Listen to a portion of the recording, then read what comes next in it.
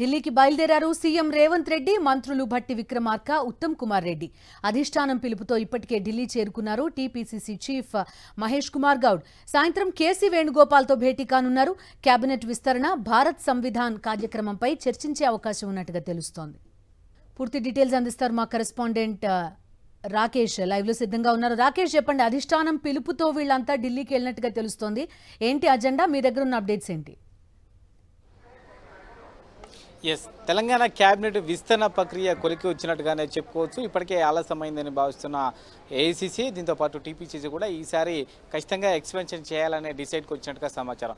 సామాజిక సమీకరణాలు, జిల్లా సమీకరణాలకు సంబంధించి కసరత్తు పూర్తి చేసిన టీపీసీసీ ముఖ్యమైన నాయకులకు ఎవరెవరికి పదవులు ఇవ్వాలనే దానిపైన కూడా ఈరోజు కేసీ వేణుగోపాల్తో జరిగే మీటింగ్లో ఈ యొక్క నేమ్స్ లిస్ట్ అని కూడా పీసీసీ టేబుల్ ముందు పెట్టబోతున్నారు.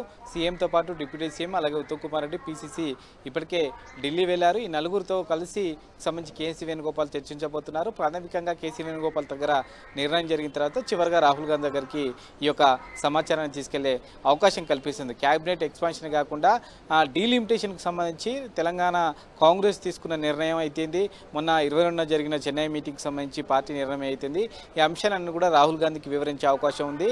వచ్చే నెల 13 లేదా 14న డీలిమిటేషన్ పైన సెకండ్ మీటింగ్ను హైదరాబాద్లో నిర్వహించాలని కాంగ్రెస్ భావిస్తూ ఉంది. దీనికి సంబంధించిన కసరత్తు విషయాన్ని కూడా రాహుల్ గాంధీకి చెప్పే అవకాశం ఉంది. దీంతోపాటు ఏప్రిల్ 25 తర్వాత భారత్ సంవిధాన్ కార్యక్రమాన్ని హైదరాబాద్లో నిర్వహించాలని తెలంగాణ కాంగ్రెస్ భావిస్తున్న నేపథ్యంలో ఆ కార్యక్రమానికి రాహుల్ గాంధీని ఆహ్వానించబోతున్నారు. 3 రోజుల పాటు జరిగే మీటింగ్కు కనీసం 2 రోజులు అటెండ్ కావాలని కోరబోతున్నారు. ఆయనకు సంబంధించిన షెడ్యూల్ కూడా ఈ భేటీలో ఖరారు చేసుకునే అవకాశం కనిపిస్తోంది. ప్రధానంగా కూడా క్యాబినెట్ పైనే అందరూ కూడా ఆశలు పెట్టుకున్నారు. దీనిపైనే అందరూ కూడా ఫోకస్ చేసిన పరిస్థితి కనబడతా ఉంది. ఉగాదిలోపు క్యాబినెట్ ఎక్స్పాన్షన్ చేస్తారనే ఊహాగానాలు అయితే జరుగుతున్న నేపథ్యంలో ఆశావాహులందరూ కూడా సీఎంతో పాటే ఢిల్లీకి పయనమైన పరిస్థితి కనిపిస్తుంది. Okay Rakesh, thank you.